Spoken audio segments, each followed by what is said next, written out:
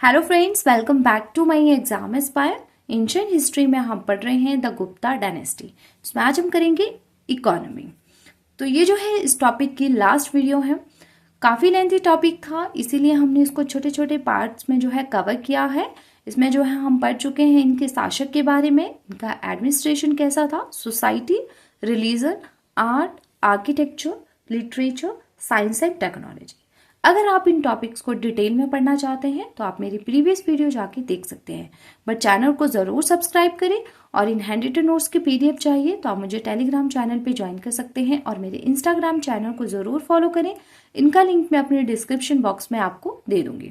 तो स्टार्ट करते हैं। Paharpur copper plate inscription of Buddha Gupta. ठीक है, ये जो पहाड़पुर कॉपर प्लेट इंस्क्रिप्शन है ये कहाँ पे रिकवर की गई थी?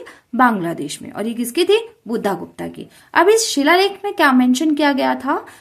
रॉयल लैंड ग्रांट सिस्टम, शाही भूमि अनुदान। और इसमें मेंशन किया गया था कि गुप्त काल के दौरान जो लैंड की ओनरशिप होती थी वो होती थी स्टेट के पास। ठीक है, स्टेट जो है वो लैंड का स्वामी होता था। अब है land was classified into 5 groups. अब इसमें जो है भूमि को इन्होंने 5 ग्रुप्स में क्लासिफाई किया। खिला, वेस्टलैंड। ठीक है, तो जो वेस्टलैंड होती थी उसको क्या कहा गया? खिला। क्षेत्रा भूमि, कल्टिवेटेड लैंड। कल्टिवेटेड लैंड मतलब जहां पे जो है खेती बाड़ी वगैरह करते थे उसको कहा गया था क्षेत्रा भूमि।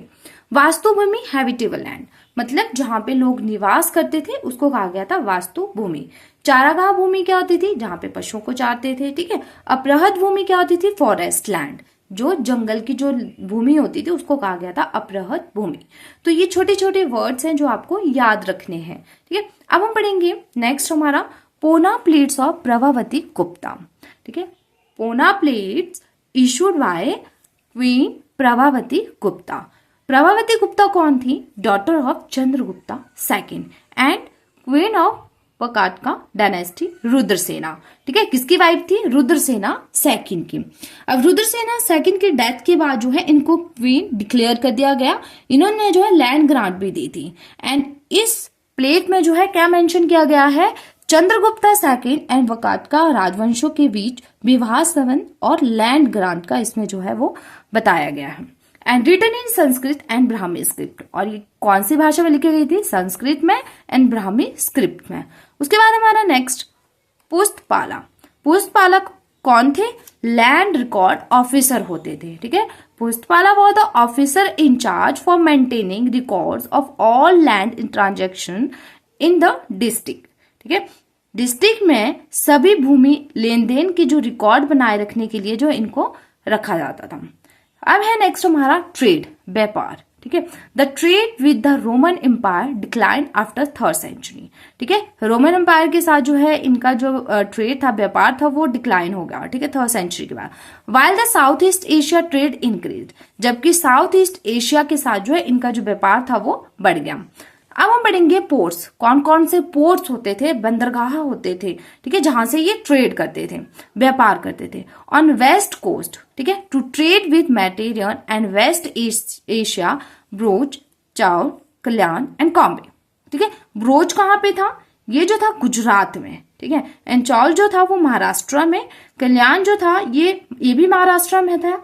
और ये जो था prominent port during the Satavahana dynasty, है ना। एंड कॉम्बे जो था ये मेजर पोर्ट इन गुजरात। अब नेक्स्ट चलते हैं हम। Ports on east coast to trade with South East Asia, Tamralipti, Ghantasala and Kandaura. ठीक है, ईस्ट कोस्ट पे जो बंदरगाह थे वो कौन कौन से थे? ताम्रालिप्ति, घनशाला, कंदौरा। ये कहाँ पे लोकेटेड था? ये था बंगाल कोस्ट पे। And Ghantasala and Kandaura located in Andhra coast. ठीक है, तो मैं आपको बता दूं थोड़ा सा डायरेक्शन पे, north, south, east and west. ठीक है, तो इस तरीके से आपने याद रखना है। ईस्ट कोस्ट ये हमारा, ये साइड हुई ईस्ट कोस्ट, ये हो गया वेस्ट कोस्ट। ठीक है, यहाँ पे है बे ऑफ बंगाल, यहाँ पे अरेबियन सी। ठीक है, तो यहाँ पे हमने बोला कि ताम्रालिप्ति कहाँ पे है? बंगाल कोस्ट पे। यहाँ पे कहाँ पे ये लोकेटेड है? और घनशाला और ये कंदौरा जो है ये आंध्रा, यहाँ पे आंध्र प्रदेश है तो आंध्रा कोस्ट पे ये लोकेटेड है। ठीक है, तो वेस्ट कोस्ट जो हुआ इस द पश्चिम जो तट है वो कहाँ पे? यहाँ पे जो है प्रो जो है वो गुजरात में लोकेटेड है। चौल जो है महाराष्ट्र, यहाँ पे महाराष्ट्र, तो महाराष्ट्र के कोस्ट में ये लोकेटेड है चौल। एंड कल्याण जो थे in also located in Maharashtra and Cambay located in Gujarat. ठीक है, ये जो कल्याण जो था पोर्ट था ये prominent port during the Satavahana period, ठीक है, सातवाहन पीरियड का ये जो है प्रसिद्ध बंदरगाह था, कौन सा, कल्याण। एंड कॉम्बे जो था मेजर पोर्ट इन गुजरात। तो ये चीज आपने याद रखनी है। नेक्स्ट हम पढ़ते हैं, the Guptas issued the largest number of gold coins and silver coins. तो ये चीज हम प्रीवियस वीडियोस में पढ़ते आ रहे हैं कि गुप्ता पीरियड में जो है गोल्ड कॉइन और सिल्वर कॉइन इशू करवाए गए थे। तो गोल्ड कॉइन्स को क्या कहा जाता है और सिल्वर कॉइन्स को क्या कहा जाता है वो आपने मुझे बताना है, ठीक है। तो एक चीज और नोट आप कर लीजिए, Gupta coins are not pure as Kushana coins, ठीक है। जो गुप्ता कॉइन्स थे वो कुशाना कॉइन्स के कंपैरिजन जो है वो प्योर नहीं थे, ठीक है। And the Gupta copper coins are very few as compare to those of Kushanas, ठीक है। अब हम पढ़ेंगे इनके टैक्सेस के बारे में, जो कर लगाया जाता था उस टाइम पे, ठीक है। तो इनको जो है लिखते रहिए साथ साथ में, क्योंकि काफी इंपॉर्टेंट है। ये छोटे छोटे वर्ड हैं जो एग्जाम में पूछे जाते हैं। फर्स्ट हमारा bhaga, king share 1/6 of the produce to be paid by cultivator. जो कल्टीवेटर्स होते, जो किसान होते थे, वो राजा को जो है ये कर देते थे, ठीक है। और प्रोड्यूस 1/6 ऑफ द प्रोड्यूस, मतलब जो प्रोड्यूस होता था उसका 1/6 हिस्सा जो है वो राजा को देते थे। भोगा, periodic supply of fruits, firewood, flowers etcetera, ठीक है। जो ग्रामीण होते थे वो राजा को ये कर देते थे, ठीक है। मतलब पीरियडिक सप्लाई मतलब टाइम टू टाइम जो है वो सप्लाई करते थे as a gift, fruits, firewood, flowers वगैरह, ठीक है। फिर है नेक्स्ट हमारा bali. Bali earliest of volunteer offering. Bali जो कर था वो पहले क्या होता था, इच्छा के अनुसार जो है वो ये कर दिया जाता था, मतलब वॉलंटियर ऑफरिंग। बाद में जो है इस कर को कंपल्सरी कर दिया गया। फिर है upayika, an extra tax levied on all subjects, ठीक है। मतलब ये जो है एक्स्ट्रा कर वसूला जाता था। फिर है हमारा hiranya. Hiranya, this was the tax paid in cash या गोल्ड, ठीक है। हिन्या जो था ये एक नगद भुगतान किए जाने वाला कर था, ठीक है। हिन्या का मतलब होता है गोल्ड।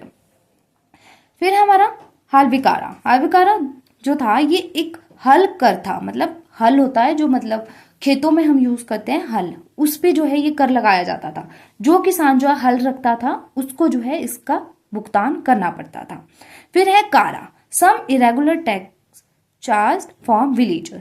ग्रामीण जो थे ये कर देते थे और जिसे राजा की इच्छा पर लगाया जाता था, कारा, ठीक है। ये आपने याद रखना है। उसके बाद था udranga. Udranga social security kind of tax. ये कैसा था टैक्स था, कैसा कर था, social security kind of tax. फिर है नेक्स्ट हमारा klipta. Klipta related to sale and purchase of land. Land की सेल परचेज से रिलेटेड ये कर लगाया जाता था। तो ये सारे कर हमने पढ़ लिए, क्या कौन कौन से थे नाम आपने याद रखने हैं। तो इसी के साथ अगर आपको मेरी वीडियो पसंद आई हो तो प्लीज़ मेरे चैनल को ज़रूर सब्सक्राइब करें, वीडियो को लाइक करें और मेरी वीडियो को ज़्यादा से ज़्यादा शेयर करें। साथ ही साथ अपनी फीडबैक कमेंट सेक्शन में ज़रूर दें। तो ये टॉपिक काफ़ी इंपॉर्टेंट है, कौन सा, द गुप्ता एम्पायर, ठीक है। और लेंथी बहुत है बट ईजी भी बहुत है, तो आपने प्लीज़ इसको जो है अच्छे से कर लेना है।